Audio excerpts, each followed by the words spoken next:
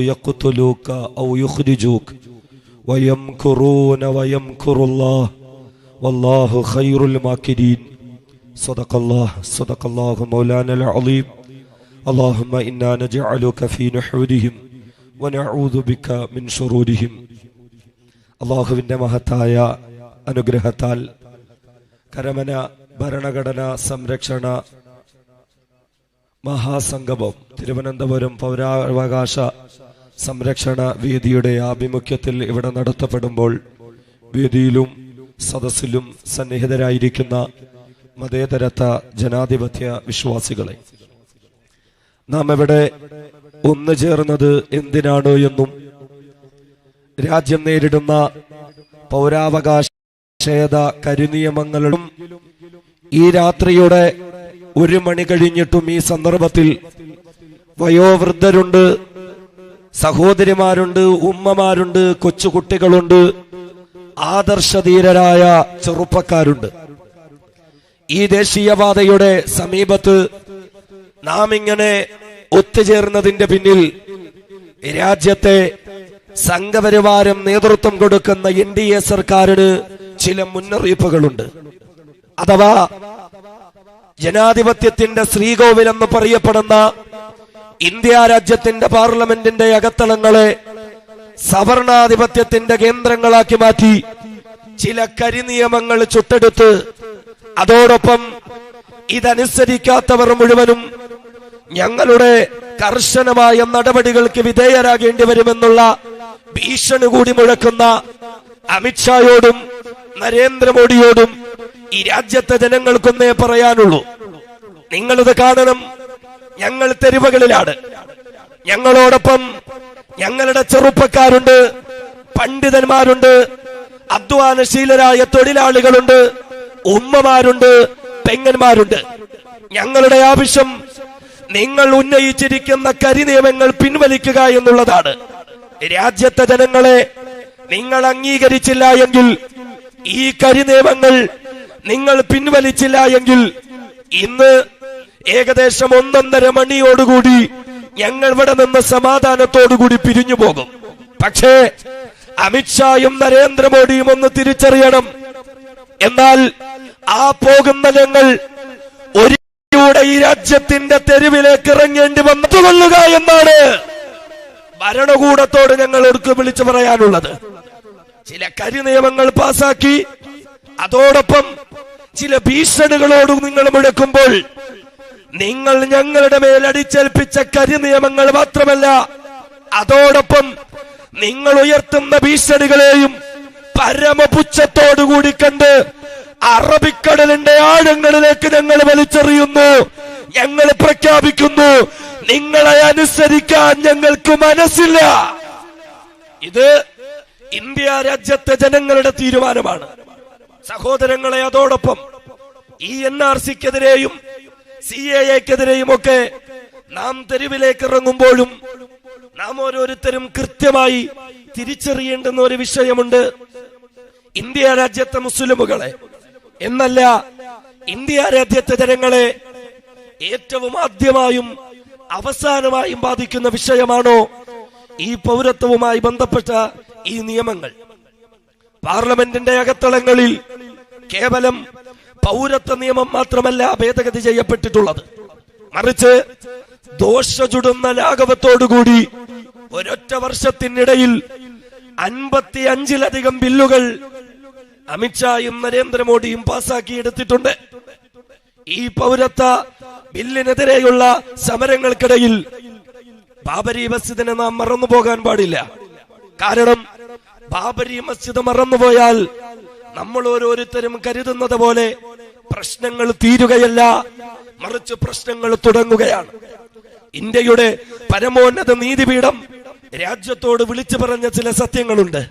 അഥവാ 1528 മുഹമ്മദ് ലഹീറുദ്ദീൻ ബാബർ എന്ന ചക്രവർത്തിയുടെ കൽപ്പന പ്രകാരം അദ്ദേഹത്തിന്റെ ചീഫ് കമാൻഡറായ മീർ ബാക്കി അയോധ്യയിൽ ബാബരി മസ്ജിദ് നിർമ്മിച്ചത് ക്ഷേത്രം തകർത്തിട്ടല്ല.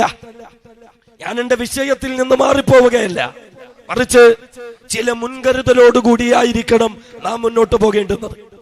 421 വർഷങ്ങൾക്ക് ശേഷം 1949 ബാബരി പള്ളി ഡിസംബർ 21-ാം തീയതി അർദ്ധരാത്രി അതിന്റെ മതിൽ ചാടിക്കടന്ന് കതക് തകർത്ത് മെഹ്റാബിന്റെ ഉള്ളിൽ ശ്രീരാമ വിഗ്രഹം കൊണ്ടുവച്ചത് കുറ്റകരമെന്ന് പറഞ്ഞത് കോടതിയാണ്.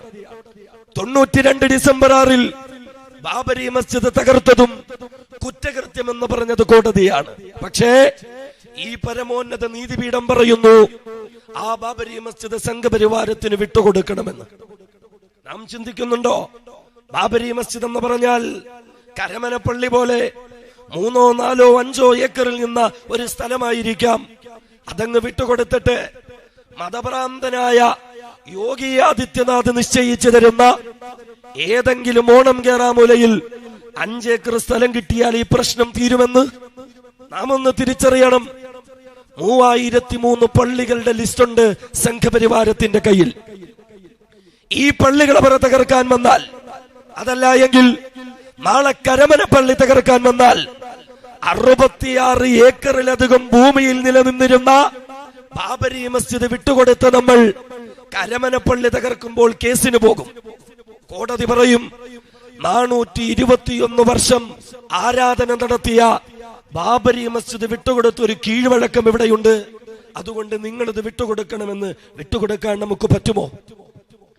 ഇവിടുത്തെ ക്രൈസ്തവ ദേവാലയങ്ങൾ സംഘപരിവാർ തരിപ്പണമാക്കിയിട്ട് കേസ് നടത്തുമ്പോൾ 421 വർഷം ആരാധന നടത്തിയ ആലയങ്ങൾ സംഘികളുടെ വിശ്വാസത്തിനനുസരിച്ച് വിട്ടുകൊടുത്ത കീഴ്വഴക്കം ഇവിടെയുണ്ട്. അങ്ങനെ വിട്ടുകൊടുക്കാൻ നമുക്ക് പറ്റുമോ? മനുസ്മൃതിയുടെ നിയമമനുസരിച്ച് തെരുവോരങ്ങളിലൂടെ നടന്നു നീങ്ങുന്ന ഏതെങ്കിലും ഒരു ദലിതനെ സംഘപരിവാരം കയ്യും കാലും തല്ലിയൊടിച്ചു കഴിയുമ്പോൾ മനുസ്മൃതിയുടെ നിയമമനുസരിച്ച് അവർക്കിത് ചെയ്യാൻ പറ്റും. വിശ്വാസമനുസരിച്ച് വിട്ടുകൊടുക്കുക എന്ന് പറയുമ്പോ നമുക്ക് വിട്ടുകൊടുക്കാൻ പറ്റുമോ? അതുകൊണ്ട് ബാബരി മസ്ജിദ് ഉൾപ്പെടെയുള്ള വിഷയങ്ങൾ നാം മറന്നു കഴിഞ്ഞാൽ പ്രശ്നങ്ങൾ അവസാനിക്കുകയല്ല, പ്രശ്നങ്ങൾ തുടങ്ങുകയാണ്. നാം അറിയണം, UAPA എന്നൊരു കരിനിയമം ഇവിടെയുണ്ട്. ആ UAPA പ്രകാരം കേന്ദ്ര സർക്കാരിന് ഏതെങ്കിലും സംഘടനകൾ തീവ്രവാദ പ്രവർത്തനം ചെയ്യുന്നു എന്ന് വിശ്വസിച്ചാൽ ആ സംഘടനകളെ കേന്ദ്ര സർക്കാരിന് നിരോധിക്കാം. എന്നാൽ ഇപ്പോ അമിത്ഷാ നിയമം ഭേദഗതി വരുത്തിയിരിക്കുന്നു. സംഘടനകളെയല്ല, ഏതെങ്കിലും വ്യക്തികൾ തീവ്രവാദ പ്രവർത്തനം ചെയ്യുന്നു എന്ന് കേന്ദ്ര സർക്കാരിന് തോന്നിയാൽ, അമിത്ഷായ്ക്കും നരേന്ദ്രമോദിക്കും തോന്നിയാൽ, നാട്ടിലൊരു പെറ്റി കേസ് പോലും ഇല്ലാത്ത ആ വ്യക്തിയെ ഭീകരവാദ മുദ്ര ചാർത്തിയിട്ട് ജാമ്യം നിഷേധിച്ച് ജയിലിലടയ്ക്കാം. ഇങ്ങനെയൊരു നിയമ ഭേദഗതിയെ പറ്റി ഞാനും നിങ്ങളും തിരിച്ചറിയുന്നുണ്ടോ? വ്യക്തികളുടെ മേൽ തീവ്രവാദ ആരോപണങ്ങൾ നടത്താം. 200 പേരുടെ ഭീകരവാദികളുടെ ലിസ്റ്റ് അമിത്ഷാ തയ്യാറാക്കി വെച്ചിട്ടുണ്ട്. കേരളത്തിൽ നിന്ന് 20 പേരുടെ ലിസ്റ്റുണ്ട്.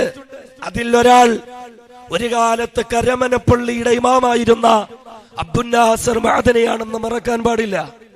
NIA എന്ന ദേശീയ അന്വേഷണ ഏജൻസി സംഘപരിവാരത്തിന്റെ ചട്ടുകമായി പ്രവർത്തിക്കുന്നവർ, അവർക്ക് ഒരു സംസ്ഥാനത്തിലേക്ക് വന്ന് ആരെയെങ്കിലും അറസ്റ്റ് ചെയ്യണമെങ്കിൽ, അതല്ല എങ്കിൽ അവരുടെ സ്വത്ത് പിടിച്ചെടുക്കണമെങ്കിൽ സംസ്ഥാന സർക്കാരിന്റെയോ പോലീസ് മേധാവിയുടെയോ അനുവാദം നേടണമായിരുന്നു. ഇപ്പൊ അമിത്ഷാ അതിൽ ഭേദഗതി വരുത്തി. അതിന്റെ കാര്യമില്ല. നാട്ടിൽ വന്ന ആരെങ്കിലും അറസ്റ്റ് ചെയ്ത് ജയിലിലടയ്ക്കണമെങ്കിൽ സംസ്ഥാന സർക്കാരിന്റെയോ പോലീസ് മേധാവിയുടെയോ അനുവാദം അവർക്ക് ആവശ്യമില്ല. ഈ ബില്ലുകളൊക്കെ പാസാക്കപ്പെടുമ്പോഴും നാം നിശബ്ദരായിരുന്നു. അതങ്ങ് ആസാമിലല്ലേ, അതങ്ങ് കാശ്മീരിലല്ലേ, അത് അബ്ദുൽ നാസർ മഅദനിക്കല്ലേ, അത് സാക്കിർ നായിക്കിനല്ലേ? ഇങ്ങനെ പറഞ്ഞ് നിസാരമായി നാം ഇതിനെയൊക്കെ തള്ളിക്കളഞ്ഞു. എന്ന് മാത്രമല്ല, സംഘപരിവാരത്തെ പറ്റി കൃത്യമായി പലപ്പോഴും നമുക്ക് മുന്നറിയിപ്പ് നൽകപ്പെട്ടിട്ടുണ്ടായിരുന്നില്ലേ? 30 വർഷം മുൻപ് 1.5 കാലിൽ അബ്ദുൽ നാസർ മഅദനി എന്ന മനുഷ്യൻ നാട് മുഴുവനും സംഘപരിവാർ ഭീകരവാദത്തെ പറ്റി കൃത്യമായി വരച്ചു കാട്ടിയപ്പോൾ നാം പറഞ്ഞു, മഅദനിക്ക് മതഭ്രാന്താണ്, മഅദനിയുടെ നാക്കിന് എല്ലില്ലാത്തത് കൊണ്ടാണ്, മഅദനിക്ക് ലൈസൻസ് ഇല്ലാത്തത് കൊണ്ടാണ്. ബാബരി മസ്ജിദ് തകർക്കപ്പെട്ടപ്പോൾ ബാബരി മസ്ജിദ് തകർത്തത് തടയാൻ നട്ടെല്ലില്ലാത്ത ഭരണകൂടത്തോടൊപ്പം നമുക്ക് പങ്കാളിത്തം വേണ്ട എന്ന് പറഞ്ഞ് അധികാരത്തെക്കാൾ ആദർശത്തിന് പ്രാധാന്യം നൽകിയ മെഹ്ബൂബേ ബില്ല ഇബ്രാഹിം സുലൈമാൻ സേട്ടു സാഹിബ് ഉണ്ടായിരുന്നു. നാം പറഞ്ഞു സേട്ടു സാഹിബിന് തലയിൽ നര വന്നപ്പോൾ ബുദ്ധിയില്ലാതെ പോയി. സേട്ടു സാഹിബ് വികാരത്തിന് അടിമപ്പെടുകയാണെന്ന് നാം ഒന്ന് ചിന്തിക്ക്. ഈ സംഘപരിവാരം വരുന്നുണ്ട്, അത് അപകടമാണ് എന്ന് കൃത്യമായി നമ്മളോട് വിളിച്ചു പറഞ്ഞ സംഘടനകൾ ഇവിടെ ഉണ്ടായിരുന്നില്ലേ? നാം എന്തു പറഞ്ഞു? ഇവർ തീവ്രവാദികളാണ്, ഇവർ വെറുതെ പറയുന്നതാണ്, മെഴുകുതിരി കത്തിച്ചു വെച്ച് തീവ്രവാദം വളർത്താൻ ശ്രമിക്കുന്നവരാണ്. എന്നിട്ട് സംഘപരിവാരത്തെ പറ്റി മുന്നറിയിപ്പ് നൽകിയവരെയൊക്കെ ഭീകരവാദികളാക്കി, മതഭ്രാന്തന്മാരാക്കി, തീവ്രവാദികളാക്കി നാം ഒരു മൂലയ്ക്ക് മാറ്റിയിരുത്തിയിട്ട് നമ്മുടെ പള്ളിയുടെ സദസ്സുകളിൽ, ഇസ്ലാമിക സംഘടനകളുടെ സദസ്സുകളിൽ ഈ സംഘപരിവാരത്തെ കയറ്റിയിരുത്തിയില്ലേ? ഉദ്ഘാടനം ചെയ്യുന്നത് RSSകാർ, സന്ദേശം നൽകുന്നത് RSSകാർ, അനുഗ്രഹ പ്രഭാഷണം നടത്തുന്നത് RSSകാർ. മതേതരത്വത്തിന്റെ ഭാഗമായി ഒരു ഹൈന്ദവ പ്രതിനിധി വേണമെങ്കിൽ അത് മറ്റാരും പോരാ, RSS തന്നെ വേണമെന്ന് ഒരു നിർബന്ധ ബുദ്ധി നമുക്കുണ്ടായിരുന്നു. ഇഫ്താർ വിരുന്നുകൾ നടത്തുമ്പോ പള്ളിയിൽ നിന്ന് ബാങ്ക് കേട്ടാലും ആരും നോമ്പ് മുറിക്കരുത്. കാരണം ആദ്യം RSSകാരന്റെ തൊള്ളയിലേക്ക് കാരക്ക ഇറക്കണം, എന്നിട്ട് നമ്മൾ നോമ്പ് മുറിക്കാൻ പാടുള്ളൂ എന്നൊക്കെ നിർബന്ധ ബുദ്ധി കാണിച്ചിട്ട് ഇപ്പൊ എന്തായി? പൗരത്വം ചോദിച്ചു കൊണ്ടുവന്നിരിക്കുന്നു. ഈ നിയമം രാജ്യത്തിന് വേണ്ടി നിയമമല്ല എന്ന് പറഞ്ഞിട്ട് ഈ RSSകാരും ഈ BJPക്കാരും തെരുവോരങ്ങളിൽ വന്ന് പ്രസംഗിക്കുന്നു, മുസ്ലിമുകളെ ഭയപ്പെടുത്തുന്നു. ഗുജറാത്തിൽ ഊരിയ വാളുകൾ ഞങ്ങൾ മറന്നിട്ടില്ല എന്ന് പറഞ്ഞിട്ട് കലാപത്തിന്റെ ശബ്ദമുയർത്തുന്നു. അതുകൊണ്ട് ഇനിയെങ്കിലും കൃത്യമായ തിരിച്ചറിവോടുകൂടിയായിരിക്കണം നാം മുന്നോട്ട് പോകേണ്ടത്. NRC എന്താണ് എന്നോ CAA എന്താണോ എന്നോ ഈ വൈകിയ വേളയിൽ വിനീതൻ വിശദീകരിക്കേണ്ടെന്നതില്ല എന്നെനിക്ക് കൃത്യമായി അറിയാം. പക്ഷേ നാം ഒന്ന് തിരിച്ചറിയണം, ഈ നാട്ടിൽ ജനിച്ച, ഈ നാട്ടിൽ വളർന്ന, ഈ നാട്ടിൽ മരിക്കാൻ ആഗ്രഹിക്കുന്ന നമ്മളോട് സംഘപരിവാരം പൗരത്വം ചോദിച്ചു കൊണ്ടുവന്നിരിക്കുകയാണ്. സംഘപരിവാരം പൗരത്വവും ആവശ്യപ്പെട്ടുകൊണ്ട് വന്നിരിക്കുകയാണ്. നാളുകൾ പലത് കഴിഞ്ഞു കിടക്കുമ്പോൾ അമിത്ഷായുടെയും നരേന്ദ്രമോദിയുടെയും ഉദ്യോഗസ്ഥർ എന്റെയും നിങ്ങളുടെയും നാടുകളിലേക്ക് പൗരത്വത്തിന്റെ രേഖകൾ ചോദിച്ചു കൊണ്ടുവരികയാണ്. ഞാൻ പറയുന്നു, കരമന സ്വദേശികളാണ് എന്റെ ശബ്ദം കേൾക്കുന്നതെങ്കിൽ ഈ കരമനയുടെ മണ്ണിൽ ഏതെങ്കിലും ഒരുത്തൻ പൗരത്വവും ചോദിച്ചു കൊണ്ടുവന്നാൽ ആ പൗരത്വം ചോദിച്ചു വരുന്നവരുടെ മുന്നിൽ കരമനക്കാരുടെ പൗരുഷം കാണിച്ചു കൊടുക്കുക, അതിൽ തീരാവുന്ന പ്രശ്നമേയുള്ളൂ. ഇത് നമ്മുടെ പൗരുഷം നമ്മൾ അങ്ങോട്ട് കാണിച്ചു കൊടുക്കുക. ആരാ പൗരത്വം ചോദിച്ചുകൊണ്ട് നമ്മുടെ മുന്നിലേക്ക് വരാൻ ധൈര്യം കാണിക്കുന്നത്? നാം ഒന്ന് ചിന്തിക്കണം. നമുക്ക് കൊടുക്കാൻ രേഖകളില്ലാത്തത് കൊണ്ടല്ലല്ലോ നമ്മളിത് പറയുന്നത്. നമ്മൾ വിചാരിച്ചാൽ ഏത് ഉപ്പാപ്പാന്റെ പേരും പൊക്കിക്കൊണ്ടുവരാൻ നമ്മളെ കൊണ്ട് പറ്റും. അതിന് ആസാമ് തെളിവല്ലേ? 40 ലക്ഷം മുസ്ലിമുകളെ പൗരത്വത്തിൽ നിന്ന് പുറത്താക്കാൻ സംഘപരിവാരം ലിസ്റ്റ് തയ്യാറായിക്കൊണ്ടിരുന്നപ്പോ കൃത്യമായി ഇടപെട്ടു.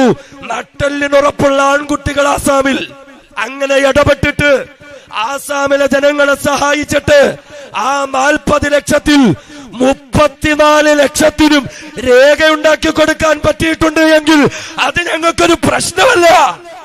അപ്പൊ അതുകൊണ്ട് രേഖയില്ലാത്തത് കൊണ്ടല്ല രേഖ ഹാജരാക്കാൻ പറ്റില്ല എന്ന് പറഞ്ഞത്. പിന്നെന്താ, ഞങ്ങൾക്ക് രേഖ ഉണ്ട് എങ്കിലും സംഘികളുടെ മുന്നിൽ ആ രേഖ ഹാജരാക്കാൻ ഞങ്ങൾക്ക് മനസ്സില്ല. ആത്മാഭിമാന ബോധമുള്ളത് കൊണ്ട് ഇവിടെ ഈ പ്രശ്നം വന്നപ്പോ പല ഇസ്ലാമിക പ്രസ്ഥാനങ്ങളും അതേപോലെ പല മഹല്ലുകളും ആദ്യം ഇങ്ങനെ ഒരു അറിയിപ്പിറക്കി. എന്താണ്? രേഖകളെ ഹാജരാക്കാൻ നമ്മൾ സഹായിക്കുമത്രേ. ഞാൻ പറയുന്നത്, നമുക്കൊക്കെ ഒരൊറ്റ നിലപാടേ പാടുള്ളൂ.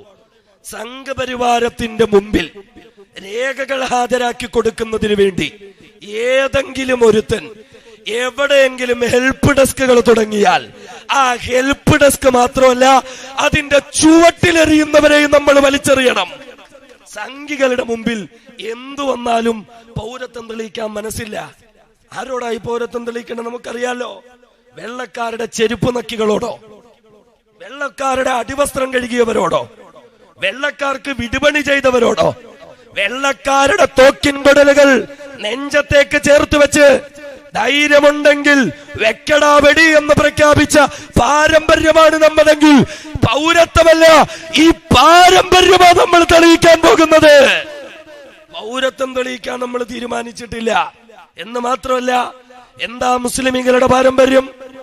യോഗി ആദിത്യനാഥ് ഭരണം നടത്തുന്ന ഉത്തർപ്രദേശ് സംസ്ഥാനത്തില് സഹാറംപൂർ ജില്ലയില് ദൈവം എന്ന മുനിസിപ്പാലിറ്റി പട്ടണത്തില് ഏഷ്യയിലെ ഏറ്റവും വലിയ ദീനീ കലാലയമായ ദാറുൽ ദൈവം എന്നൊരു സ്ഥാപനമുണ്ട്. അതിന്റെ തൊട്ടടുത്ത് ഒരു ചെറിയ പള്ളിയുണ്ട്. 10-100 ആളുകൾക്ക് മാത്രം നിസ്കരിക്കാൻ പറ്റുന്ന ഒരു പള്ളി. ആ പള്ളിക്കുള്ളിലേക്ക് പോയിട്ട് ആ പള്ളിയുടെ ചുവരിൽ പുരട്ടിയിരിക്കുന്ന കുമ്മായം ഒരു ഇരുമ്പ് കഷണം കൊണ്ട് നമ്മൾ ഇങ്ങനെ ചുരണ്ടി ഇളക്കണം. അപ്പോ ആ വെള്ള നിറം ഇങ്ങനെ മാറി മാറിയിട്ട് ഒരു ചുമപ്പ് നിറം വരും. ആ ചുമപ്പ് നിറം എത്തുമ്പോൾ അന്തരീക്ഷത്തിൽ രക്തത്തിന്റെ ഗന്ധം ഉണ്ടാവും. ആരുടെ രക്തമെന്നറിയോ? വെള്ളക്കാരുടെ ചെരുപ്പ് നക്കികളായി സംഘികൾ കടന്നുകൂടുമ്പോ ആ വെള്ളക്കാർക്കെതിരെ ധീരപോരാട്ടം നടത്തിയ ദാറുൽ ദൈവത്തിലെ പണ്ഡിതന്മാർ നിസ്കരിച്ചു കൊണ്ടിരിക്കുമ്പോ അവരുടെ പിന്നിൽ വെള്ളപ്പട്ടാളം അണിനിരന്ന് അവരുടെ ശരീരത്തിലേക്ക് തുരുതുര വെടിയുതിർക്കുമ്പോൾ ആ ശരീരത്തിൽ നിന്ന് രക്തവും മാംസവും ചിന്നിച്ചെതറി പള്ളിയുടെ 4 പാടും ചിന്നിച്ചെതറി പള്ളി മുഴുവനും രക്തത്തിന്റെ വർണ്ണമായി. ഖൂനി മസ്ജിദ്, രക്തപങ്കിലമായ പള്ളി എന്ന് ചരിത്രത്തിൽ ആ പള്ളി ഇടം നേടിയെങ്കിൽ ഇത് മുസ്ലിമീങ്ങളുടെ പാരമ്പര്യമാണ്. ഇനി പൗരത്വം ചോദിക്കുന്ന സംഘപരിവാരത്തിന്റെ പാരമ്പര്യം അറിയണമെങ്കിൽ നമ്മൾ ഇവിടെ നിന്നാ പോരാ, ബ്രിട്ടനിലേക്കും പോർച്ചുഗലിലേക്കും ഒക്കെ പോകണം. അവിടെ ചെന്നാൽ പണ്ട് ഇന്ത്യയിൽ ഭരണം നടത്തിയ സായിപ്പന്മാരുടെ കോട്ടും സൂട്ടും ബൂട്ടും ഒക്കെ മ്യൂസിയങ്ങളിൽ വെച്ചിട്ടുണ്ടാവും. അതിൽ ആ സായിപ്പിന്റെ പഴയ ഒരു ഷൂസ് വാങ്ങിയിട്ട് നമ്മളൊരു ചെറിയ ഇരുമ്പ് കഷണം കൊണ്ട് ചുരണ്ടി ഇളക്കണം. അതിന്റെ മുകളിലുള്ള ആ പോളിഷും നിറമൊക്കെ അങ്ങ് മാറിപ്പോകുമ്പോ കുറച്ചു കഴിഞ്ഞാൽ വല്ലാത്തൊരു ദുർഗന്ധം വരും. ആ ഷൂസിൽ നിന്നേ വല്ലാത്തൊരു ദുർഗന്ധം വരും. ഏത് ദുർഗന്ധം എന്നറിയോ? ഈ RSSന്റെ നേതാക്കന്മാര് പണ്ട് ഈ ഷൂസ് നക്കിക്കൊടുത്തപ്പോ അവന്റെയൊക്കെ നാവിന്ന് പുറത്തു വന്ന ദുർഗന്ധം ഇന്നും ആ ഷൂസിലുണ്ട് എങ്കിൽ ഇത് സംഘപരിവാരത്തിന്റെ പാരമ്പര്യമാണ്. അതുകൊണ്ട് തിരിച്ചറിയുക, ഈ സംഘപരിവാരം തന്നെയാണ് ഇന്ത്യ രാജ്യത്തെ ഏറ്റവും വലിയ പ്രശ്നം. ഒരു അമിത്ഷാ തീർന്നത് കൊണ്ടോ ഒരു മോഡി തീർന്നത് കൊണ്ടോ ഈ പ്രശ്നങ്ങളൊന്നും ഇവിടെ തീരാൻ പോകുന്നില്ല. കാരണം ഒരുപക്ഷെ തിങ്കളാഴ്ചയും വ്യാഴാഴ്ചയും ഒക്കെ സുന്നത്ത് നോമ്പ് പിടിച്ചിട്ട് മഗ്രിബിന്റെ ബാങ്ക് വിളിക്കുന്നതിന്റെ തൊട്ടു മുമ്പില് ഒരുപക്ഷെ ഉമ്മയും ഉമ്മാമ്മമാരും ഒക്കെ ദുആ ചെയ്യും, പടച്ചോനെ ആ 2 ദജ്ജാലുമാരെ അങ്ങ് നശിച്ചിപ്പിക്കണമെന്ന്. ഉമ്മമാരെ, ആ ദജ്ജാലുമാര് തീർന്നാലൊന്നും ഈ പ്രശ്നം ഇവിടെ തീരാൻ പോകുന്നില്ല. കാരണം മുമ്പ് ഇവിടെ സൂചിപ്പിച്ചതുപോലെ സംഘപരിവാരം എന്ന് പറയുന്നത് അതൊരു സിദ്ധാന്തമാണ്. 100 കൊല്ലം കൊണ്ട് ഇന്ത്യ രാജ്യത്തെ ഒരു സവർണ ബ്രാഹ്മണ വരേണ്യ ഇന്ത്യ ഹിന്ദു രാഷ്ട്രമായി അവർക്ക് മാറ്റിയെടുക്കേണ്ടതുണ്ട്. അതിനു വേണ്ടിയിട്ട് എന്ത് കളികളും സംഘപരിവാരം കളിക്കും. നമ്മൾ കാണുന്നുണ്ടല്ലോ, ഇപ്പൊ കേന്ദ്രത്തിൽ നിന്ന് കുറെ ആളുകളെ കെട്ടിയിറക്കുന്നില്ലേ, നമ്മുടെ ബഹുമാന്യനായ ഗവർണർ ഉൾപ്പെടെ. പിന്നിപ്പോ അബ്ദുള്ള കുട്ടിയാണ് താരം, എല്ലാ വേദിയിലും അബ്ദുള്ള കുട്ടിയാണ്. പിന്നെ അദ്ദേഹത്തിനൊരു ധാരണയുണ്ട്, അയാളെന്തോ വലിയ സംഭവമാണ്. കാരണം അബ്ദുള്ള എന്ന് പേരും വെച്ചിട്ട് BJPയുടെ സംസ്ഥാന ഉപാധ്യക്ഷനായി വേദികളിൽ വന്നിങ്ങനെ പ്രസംഗിക്കുകയാണല്ലോ. എന്ത് പ്രസംഗം, ആര് കേൾക്കാൻ? 4 RSSകാരുണ്ട്, 10-20 പോലീസുകാരുണ്ട്, പിന്നെ മൈക്കിന്റെയും സ്റ്റേജിന്റെ ആളുണ്ട്. അതല്ലാതെ ഒരാളും കേൾക്കാനില്ല. അബ്ദുള്ള കുട്ടി വന്നെന്തെങ്കിലും വിടുവായത്തം പറയും, അത് കേട്ടിട്ട് അന്തംഗമ്മികളായ RSSകാരെ കൈയടിക്കും. എന്നതിനപ്പുറം എന്ത് നടക്കുന്നു എന്ന് മാത്രമല്ല, അബ്ദുള്ള കുട്ടി എന്തോ വലിയ സംഭവമാണെന്ന് അയാൾക്കൊരു ധാരണയുണ്ട്. പക്ഷേ ഇസ്ലാമിക സമൂഹത്തെ സംബന്ധിച്ചിടത്തോളം അബ്ദുള്ള കുട്ടി നമുക്കൊരു പുല്ലുമല്ല. ഇപ്പൊ തിരുവനന്തപുരത്ത് വന്നപ്പോഴാണല്ലോ കുറെ ചെറുപ്പക്കാര് തടഞ്ഞു. തടഞ്ഞപ്പോ പിന്നെ സമരത്തിന്റെ ചർച്ചയായി. ഇയാള് ചോദിക്കുന്നതങ്ങ് കൂത്തുപറമ്പി വെടിവെപ്പ് നടന്ന കാര്യ ഇവിടെ എന്നിട്ട് ആ വന്നവര് സംസാരിക്കുമ്പോ അത് ജാമിയ മില്ലിയയില് സമരം നടത്തുന്നതൊക്കെ മൗദൂദികളല്ലേ എന്ന്. അവര് മൗദൂദികൾ. അപ്പൊ പിന്നെ നീ ആരാ? ഞമ്മള് പ്രവാചകന്റെ ആളല്ലേ. മിസ്റ്റർ അബ്ദുള്ളക്കുട്ടി ലോകത്ത് കിടക്കുന്നെന്ന് അറിയുന്നില്ലേ? കാലമൊക്കെ പോയടോ. ഇപ്പൊ സുന്നിയും സലഫിയും മൗദൂദിയൊക്കെ ഒറ്റക്കെട്ട. ഇനി ആ പണി ഇവിടെ വേവാൻ പോകുന്നില്ല. BJP-ക്കാരുടെ കൂടെ RSSന്റെ കളസവും വലിച്ചു കയറ്റിയിട്ട് ഞമ്മള് പ്രവാചകന്റെ ആളാണെന്ന് നമ്മളൊന്ന് ചിന്തിച്ചു നോക്കണം. ഖുർആൻ പറഞ്ഞൊരു ഭാര്യയുണ്ട്, ഇദാ ലഖുല്ലദീന ആമനു ഖാലു ആമന്ന. ചില ആളുകൾ മുനാഫിക്കീങ്ങൾ, അവരെ പറ്റി ഖുർആൻ പറഞ്ഞിട്ടുണ്ട്, മുസ്ലിമീങ്ങളെ കാണും പറയുമ്പം ഞങ്ങൾ നിങ്ങളുടെ ആളുകളാ. വഇദാ ഖലൂ ഇലാ ശയാത്തീനിഹിം, എന്നാ അവന്മാരുടെ ശൈത്താന്മാരെടുത്തു പോയാലോ ഇന്നാമാക്കും, അല്ല നമ്മൾ തമ്മിൽ ഒന്നാ. ഇത് ഖുർആൻ പറഞ്ഞത് മുനാഫിക്കീങ്ങളെ പറ്റിയിട്ടാ. ഈ മുനാഫിക്കീങ്ങൾക്ക് മദീനയിൽ ഒരു നേതാവ് ഉണ്ടായിരുന്നു. ആ നേതാവ് പറഞ്ഞ ഇതാ, നമ്മൾ പ്രവാചകന്റെ ആളാണ്, പക്ഷേ ശത്രുക്കൾക്ക് വേണ്ടി എന്തു പണിയും ചെയ്യും. ആ മുനാഫിക്കീങ്ങളുടെ നേതാവിന്റെ പേര് അബ്ദുള്ള ഇബ്നു ഉബൈ ഇബ്നു സുലൂൽ. ഉബൈ ഇബ്നു സുലൂലിന്റെ കുട്ടി അബ്ദുള്ള.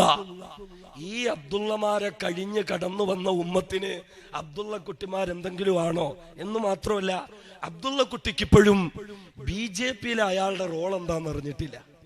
കാരണം ഹിന്ദു പുരാണങ്ങളില് ചില യുദ്ധതന്ത്രങ്ങളുണ്ട്. നേരിട്ട് ആണുങ്ങളോട് ഏറ്റുമുട്ടാൻ പറ്റാതെ വരുമ്പോ ഇടയിൽ ശിഖണ്ഡികളെ കൊണ്ടുവരും.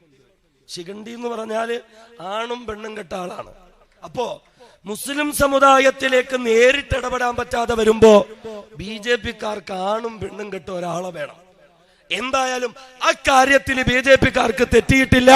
കേരളത്തിൽ നിന്ന് ആണും പെണ്ണും കെട്ട ഒന്നാം തരം ആളെ തന്നെയാണ് BJP-ക്കാർക്ക് കിട്ടിയിരിക്കുന്നത്. ഇങ്ങനെ കുറെ ആണും പെണ്ണും കെട്ട ആളുകളെ കൊണ്ടുവരിക.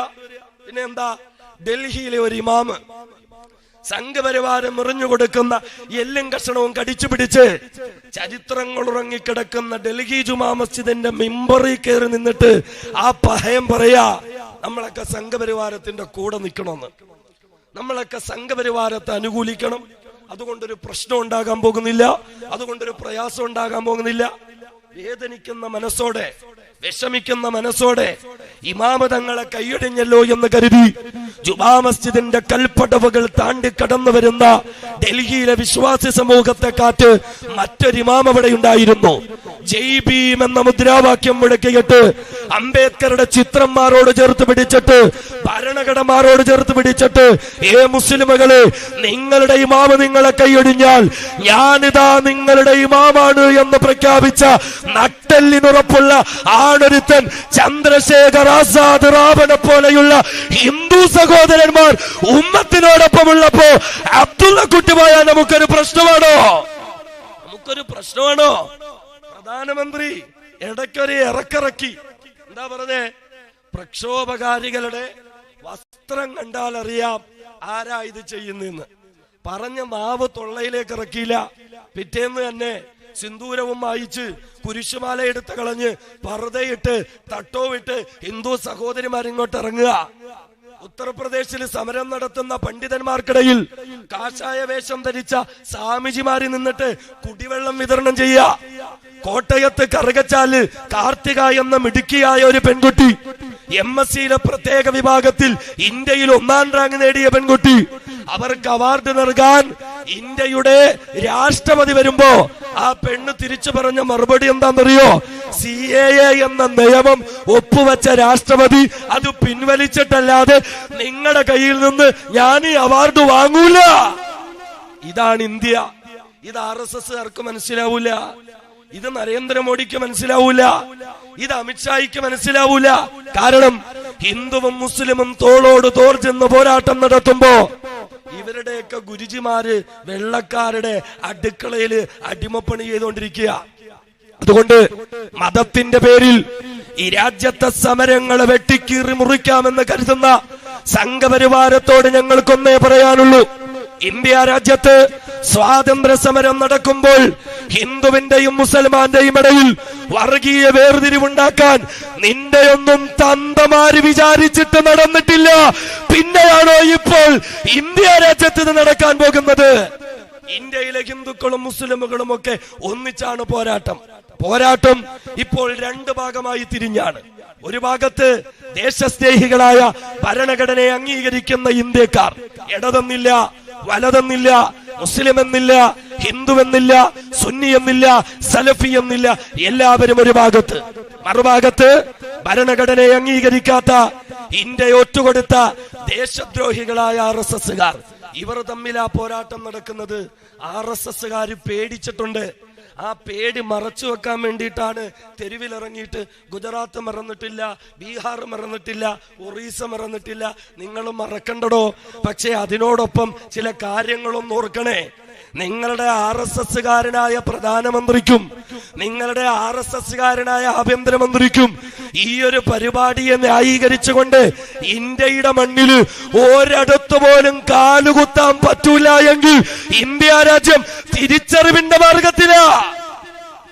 RSSകാര് ഭരിക്കുന്ന ആസാമിലെ മന്ത്രിക്ക് 5 കിലോമീറ്റർ യാത്ര ചെയ്യാൻ ഹെലികോപ്റ്റർ വേണ്ടി വരിക. നമുക്കറിയാലോ, കേരളത്തില് ഗൃഹസമ്പർക്ക പരിപാടി ഉദ്ഘാടനം ചെയ്യാൻ അമിത് ജി വരുന്നാ പറഞ്ഞേ. പക്ഷേ ഇവിടെങ്ങാനും കാലുകുത്തിയാൽ നട്ടെല്ലിനുറപ്പുള്ള ആൺകുട്ടികളുടെ പ്രതിഷേധം കാണണമെന്നറിഞ്ഞപ്പോ ആ പൂതി അങ്ങ് മനസ്സിൽ വെക്കേണ്ടി വന്നില്ലേ? എന്നിട്ട് പറയാ നിങ്ങളൊന്നും മറക്കാൻ പാടില്ലെന്ന്. ആസാം RSS ഭരിക്കുക. ആ RSS ഭരിക്കുന്ന ആസാമില് അവിടുത്തെ മുഖ്യമന്ത്രിക്ക് ജനങ്ങളുടെ മുമ്പിൽ പിടിച്ചു നിൽക്കാൻ പറ്റാതെ വീട്ടിന്റെ പിന്നാമ്പുറത്ത് ഒരു ഇരുമ്പേണി ചാരി വെച്ചിട്ട് അതിന്റെ മുകളിലൂടെ ഓടി രക്ഷപ്പെടേണ്ടി വന്നു. RSSകാരെ കാണുന്നുണ്ടല്ലോ, നിന്റെയൊക്കെ നേതാക്കന്മാരുടെ അവസ്ഥ കാണുന്നുണ്ടല്ലോ. അതുകൊണ്ട് എല്ലാ RSSകാരും അവരവരുടെ വീട്ടിന്റെ ഉള്ളിൽ ഓരോ ഇരുമ്പേണി വാങ്ങി സൂക്ഷിച്ചു വെക്കുന്നത് നന്നായിരിക്കുമെന്ന് ഞങ്ങൾ ഓർമ്മിപ്പിക്കുക. പിന്നെ ഒരു പുതിയ വിവാദം ഉണ്ടല്ലോ, കാക്കമാര് കൊത്താതിരിക്കാനാണ് സിന്ദൂരം വരയ്ക്കുന്നത്. ഞാൻ പറയുന്നത്, സംഗിണികൾക്കിടയിൽ ഇനി അഥവാ അങ്ങനെ ഒരു അന്ധവിശ്വാസം, ഈ സിന്ദൂരം തൊട്ടാൽ കാക്കമാര് കൊത്തൂല്ല എന്നൊരു ധാരണ സംഗിണിമാർക്കിടയിലുണ്ടെങ്കിൽ ഞങ്ങൾ പറയുന്നു, നിങ്ങളത് കാത്തു സൂക്ഷിക്കുക. അത് നിങ്ങളുടെ സ്ത്രീകൾക്ക് തൊട്ടില്ലേലും പെൺകുട്ടികൾക്ക് തൊട്ടില്ലേലും കുഴപ്പമില്ല.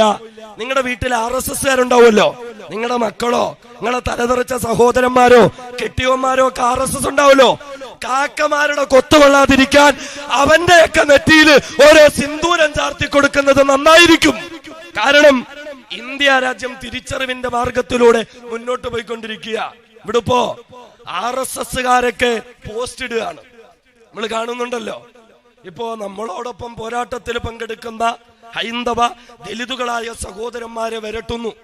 മാപ്പിളമാർ ഇന്ത്യ വിട്ടുപോയാൽ പിന്നെ അവരുടെ സ്വത്തും വകകളുടെ നിങ്ങൾക്കൂടെ കിട്ടൂലേ? അതുകൊണ്ട് നിങ്ങൾ എന്തിനായി പണി കിട്ടുന്നത്? ഉമ്മാർക്കൊക്കെ ഒരു ധാരണയുണ്ട്. ഈ മ്യാൻമറിൽ നിന്ന് റോഹിംഗ്യ മുസ്ലിങ്ങള് അവിടെ പിടിച്ചു നിൽക്കാൻ പറ്റാതെ ഓടി ഇന്ത്യയിലേക്ക് വന്ന പോലെ നമ്മൾ ഇവിടുത്തെ കാക്കാമാരൊക്കെ പിടിച്ചു നിൽക്കാൻ പറ്റാതെ ഇവിടുന്ന് പാകിസ്ഥാനിലേക്കോ അഫ്ഗാനിസ്ഥാനിലേക്കോ ബംഗ്ലാദേശിലോ ഒക്കെ ഓടിപ്പോകുന്നവർക്കൊരു ധാരണയുണ്ട്.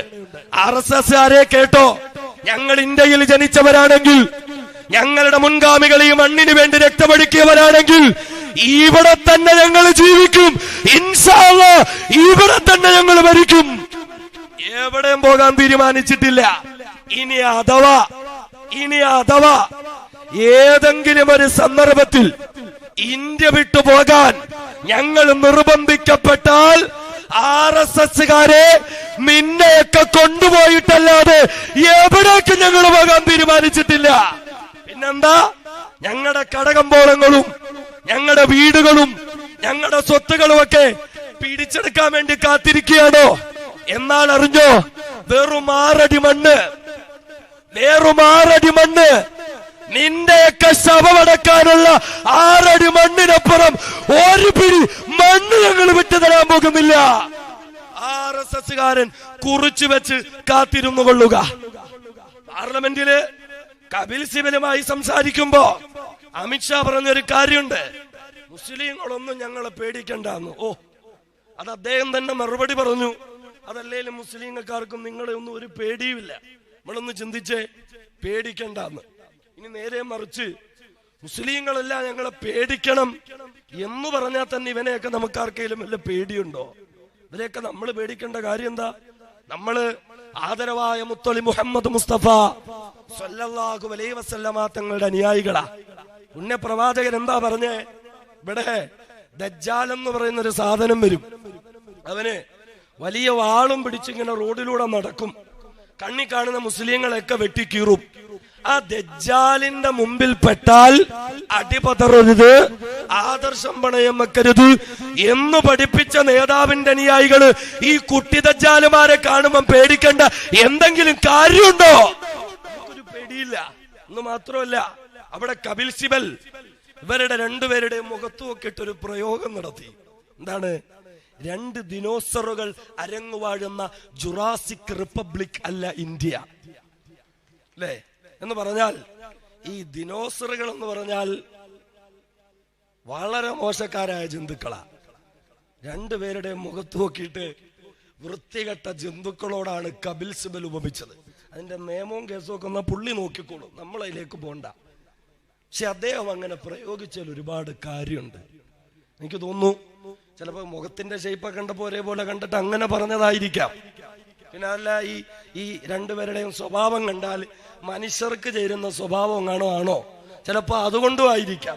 എന്തു ആയിക്കൊള്ളട്ടെ, ദിനോസറുകൾ ഭൂമിയിൽ ജീവിച്ചിരുന്ന കുഴപ്പം പിടിച്ച ജീവികളാ, ജന്തുക്കള്. ബാക്കിയുള്ള ജന്തുക്കളെ കടിച്ച് കൊന്നെറിയുന്ന കുഴപ്പം പിടിച്ച ജന്തുക്കളായിരുന്നു ദിനോസറുകൾ. പക്ഷെ എന്തായി? ആ ദിനോസറുകൾക്ക് ഭൂമി ലോകത്ത് നിന്ന് അഡ്രസ് പോലും ഇല്ലാതെ വംശനാശം സംഭവിച്ചു പോയെങ്കിൽ നമുക്കൊന്നേ പറയാനുള്ളൂ, ഇന്ത്യ രാജ്യത്തെ കുഴപ്പം പിടിച്ച ജന്തുക്കളായ ദിനോസറുകളായ സംഘപരിവാരത്തിന്, RSSന് ഇന്ത്യയിൽ നിന്ന് വംശനാശ ഭീഷണി സംഭവിക്കുന്നതുവരെയും നമ്മുടെ ഈ പോരാട്ടം തുടർന്നുകൊണ്ടേയിരിക്കണം. ഇത് നമ്മുടെ അവസാനത്തെ പോരാട്ടമല്ല, ഇത് നമ്മുടെ ആദ്യത്തെ പോരാട്ടമാണെന്ന് തീരുമാനമെടുത്തുകൊള്ളുക. ഇത് നമ്മുടെ ആദ്യത്തെ പോരാട്ടമാണ്. ഇതിനെ തകർക്കാൻ ഒരുപാട് ശ്രമങ്ങൾ സംഘപരിവാരം നടത്തും. ഇപ്പോ നേതാക്കന്മാരെയൊക്കെ ജയിലടച്ചില്ലേ? ഇടതിന്റെയും വലതിന്റെയും ജമാഅത്തെ ഇസ്ലാമിയുടെ, വെൽഫെയർ പാർട്ടിയുടെ, SDPIയുടെ, ക്യാമ്പസ് ഫണ്ടിന്റെ, പോപ്പുലർ ഫണ്ടിന്റെ നേതാക്കന്മാരെയൊക്കെ അറസ്റ്റ് ചെയ്തു. മനുഷ്യാവകാശ പ്രവർത്തകരെ, ചരിത്രകാരന്മാരെ, മാധ്യമ പ്രവർത്തകരെ അറസ്റ്റ് ചെയ്തു. ദീപിക പദുകോൺ ഉൾപ്പെടെയുള്ള സിനിമാ നടീനടന്മാർക്ക് ഭീഷണി. എന്തിനാ? ഈ സമരത്തേക്ക് അടിച്ചമർത്താൻ. നമുക്കൊന്നേ പറയാനുള്ളൂ, നിങ്ങളെ ജയിലറകൾ കാണിക്കുമ്പോ, നിങ്ങൾ അറസ്റ്റ് ചെയ്യുമെന്ന് പറയുമ്പോ സമരമുഖത്തുനിന്ന് മാറി മാപ്പെഴുതി തന്നിട്ട് പിന്നാമ്പുറത്ത് പോകാൻ ഞങ്ങൾ പീറ സവർക്കറുടെ മക്കളല്ല, ആത്മാഭിമാന ബോധമുള്ള ഇന്ത്യക്കാരാണ് ഞങ്ങൾ.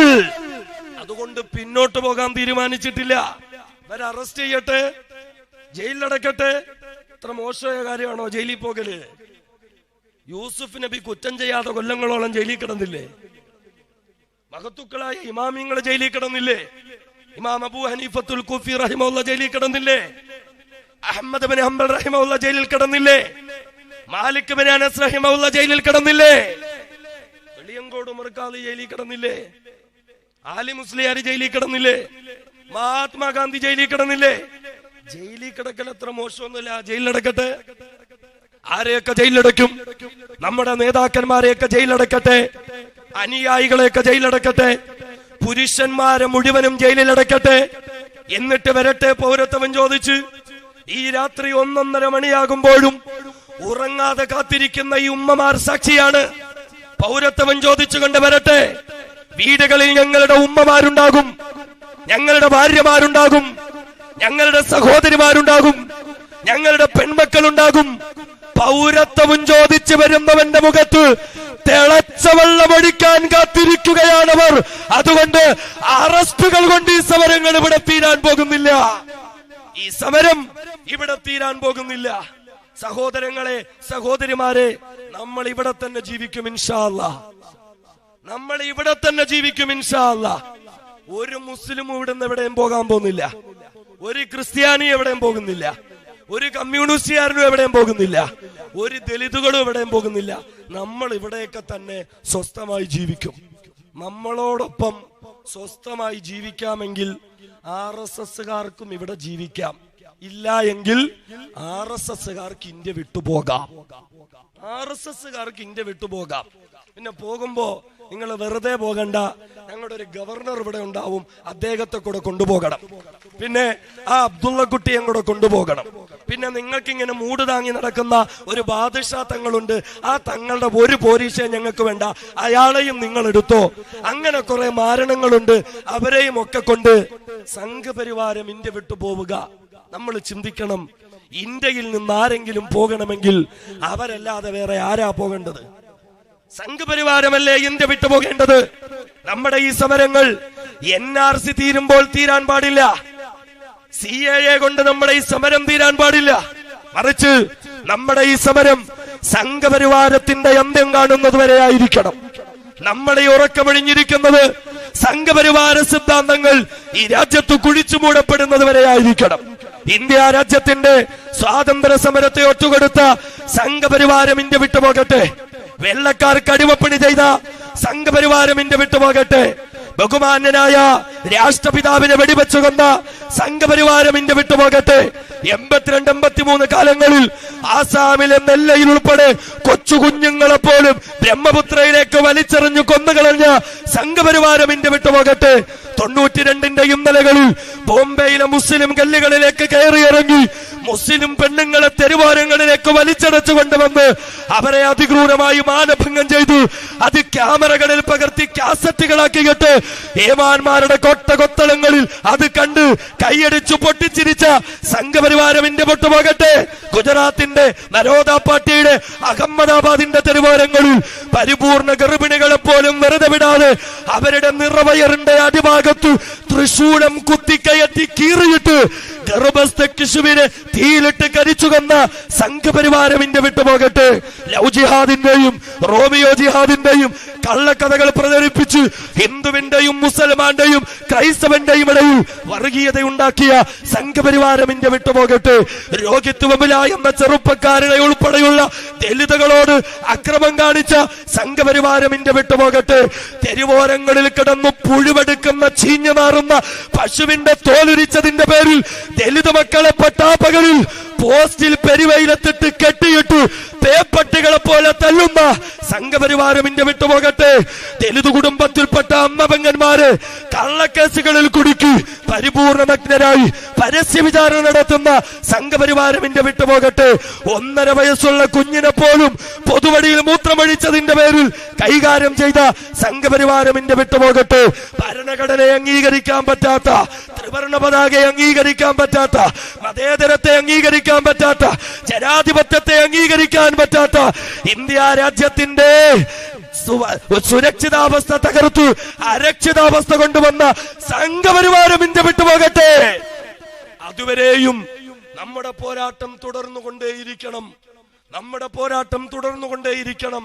ഇൻഷാ അല്ലാഹ് മരണം ഒരിക്കലേയുള്ളൂ സഹോദരങ്ങളെ, ഒരൊറ്റ തവണ മാത്രം മരണം ഒരിക്കലേയുള്ളൂ. ആ മരണം അല്ലാഹുവിന് വേണ്ടി, ദീനിനു വേണ്ടി, രാജ്യത്തിനു വേണ്ടി, സത്യത്തിനു വേണ്ടി രക്തസാക്ഷിത്വത്തിലൂടെ സമർപ്പിക്കാം എന്ന് നമ്മൾ തീരുമാനമെടുക്കുക. അല്ലാഹു തആല തൗഫീഖ് നൽകുമാറാകട്ടെ. അതുകൊണ്ട് നമ്മുടെ സമയം വൈകി. ഇന്ന് നമ്മൾ പോകുന്നതോടുകൂടി നമ്മുടെ ഈ സമരങ്ങൾ അവസാനിക്കുന്നില്ല. അവസാനിക്കുന്നുണ്ടോ? നമ്മുടെ ഈ സമരങ്ങൾ അവസാനിക്കുന്നുണ്ടോ? നമ്മുടെ സമരങ്ങൾ അവസാനിക്കുന്നുണ്ടോ? ഇൻഷാ അല്ലാഹ് ഇല്ല. ഈ സമരത്തിന്റെ അവസാന സന്ദർഭം നമ്മൾ ചൊല്ലുന്ന ഈ തക്ബീറുകൾ വർഗീയ ഫാസിസ്റ്റ് ഭരണകൂടത്തിന്റെ കോട്ടകൊത്തളങ്ങളിൽ ചെന്ന് പതിക്കട്ടെ. ഖൂലൂ തക്ബീർ, ഖൂലൂ തക്ബീർ, ഖൂലൂ തക്ബീർ. അല്ലാഹു തആല അവന്റെ ദീനിന്റെ മാർഗത്തിൽ അടിയുറച്ചു നിന്ന് പോരാടാൻ നമുക്ക് സൗഭാഗ്യം നൽകുമാറാകട്ടെ എന്ന പ്രാർത്ഥനയോടെ നിങ്ങളുടെ ഓരോരുത്തരുടെയും പ്രാർത്ഥനകളിൽ ഈ വിനീതനെയും ഓർക്കണം എന്ന വസിയത്തോടു കൂടി നിർത്തുന്നു. വആഖിറു ദഅ്വാനാ അനിൽ ഹംദുലില്ലാഹി റബ്ബിൽ ആലമീൻ. അസ്സലാമു അലൈക്കും വറഹ്മത്തുള്ളാഹി.